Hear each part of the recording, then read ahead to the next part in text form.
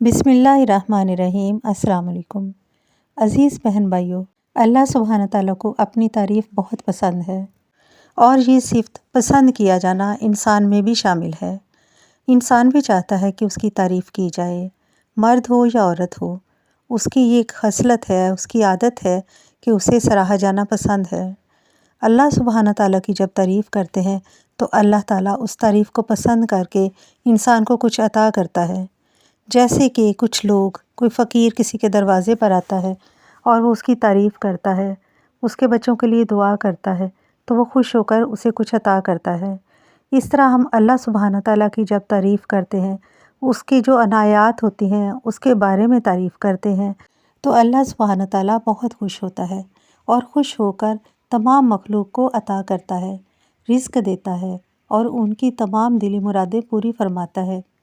عزیز ساتھیوں، آج کے دور کا انسان رزق کی وجہ سے زیادہ پریشان ہے، حالانکہ اللہ سبحانہ تعالیٰ نے اتنے آسان طریقے انسان کو عطا کیے ہیں، اگر وہ ان پر عمل کرے تو اس کو یہ پریشانی کبھی لاحق نہ ہو۔ ایک شخص نبی کریم صلی اللہ علیہ وسلم کے پاس آیا اور عرض کی، یا رسول اللہ صلی اللہ علیہ وآلہ وسلم، دنیا مجھ پر تنگ ہو گئی ہے اور میں بہت مغلوب ہو چکا ہوں۔ آپ صلی اللہ علیہ وآلہ وسلم نے فرمایا، کیا تو ملائکہ کی تسبیح نہیں جانتا؟ یعنی وہ تسبیح جو فرشتے ہر وقت اللہ سبحانہ تعالیٰ کے ذکر میں کرتے ہیں، اللہ سبحانہ تعالیٰ کی تعریف کرتے ہیں، اس کی پاکی بیان کرتے ہیں اور اللہ کریم کو خوش کرتے ہیں۔ کچھ عرصے کے بعد وہ شخص دوبارہ نبی کریم صلی اللہ علیہ وآلہ وسلم کی خدمت میں حاضر ہوا اور عرض کی، یا رسول اللہ صلی اللہ علیہ وآلہ وسلم، میں نے تسبیح ملائکہ پڑھی اور دنیا حقیر ہو کر میرے سامنے آئی، یعنی اللہ کریم نے مجھے اتنا رزق عطا کیا کہ وہ میرے ہمسایوں کے لیے بھی کافی ہو گیا۔ عزیز بہن بھائیوں، رزق کی تگ و دو میں انسان بہت کچھ کرتا ہے، کیا وہ اللہ سبحانہ تعالیٰ کی تعریف نہیں کر سکتا؟ کیا وہ اللہ کریم کی تعریف کے لیے کچھ وقت نہیں نکال سکتا، جو کہ بہت آسان طریقہ ہے؟ اللہ دلوں کے حال جانتا ہے، لیکن پھر بھی اللہ کسی کو مایوس نہیں لوٹاتا۔ اسی طرح نبی کریم صلی اللہ علیہ وآلہ وسلم کے پاس حضرت ہانی تشریف لائیں اور انہوں نے فرمایا کہ اے اللہ کے پیارے رسول صلی اللہ علیہ وآلہ وسلم، مجھے کچھ پڑھنے کے لیے عطا کیجیے، میں بوڑھی ہو چکی ہوں اور کمزور بھی ہو گئی ہوں۔ آپ صلی اللہ علیہ وآلہ وسلم نے فرمایا کہ 100 مرتبہ سبحان اللہ، 100 مرتبہ الحمدللہ اور 100 مرتبہ اللہ اکبر کا ذکر اپنی زبان پر رکھا کرو۔ ان کلمات کو کبھی بھی ہلکا نہیں لینا چاہیے،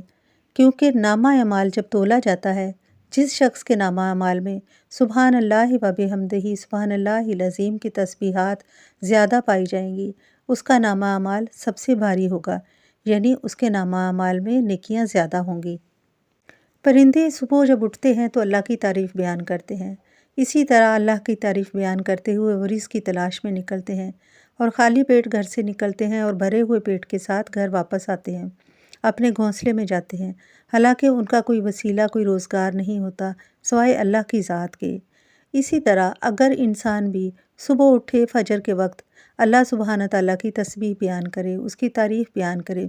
اور اگر کسی کو رزق کا زیادہ ہی معاملہ درپیش ہے، تنگی زیادہ ہے، تو اسے چاہیے کہ ہر نماز کے بعد اللہ کے حضور سر جھکائے اور اس کی تعریف بیان کرے، سبحان اللہ و بحمدہ سبحان اللہ العظیم، سبحان اللہ و بحمدہ سبحان اللہ العظیم۔ اس کے ساتھ اگر ہم پڑھ لیں و بحمدہ استغفر اللہ،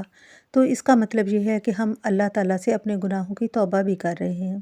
اللہ سبحانہ تعالیٰ ہم سب کی توبہ استغفار کو قبول کرے اور سب کی پریشانیوں کو دور فرمائے، آمین یا رب العالمین۔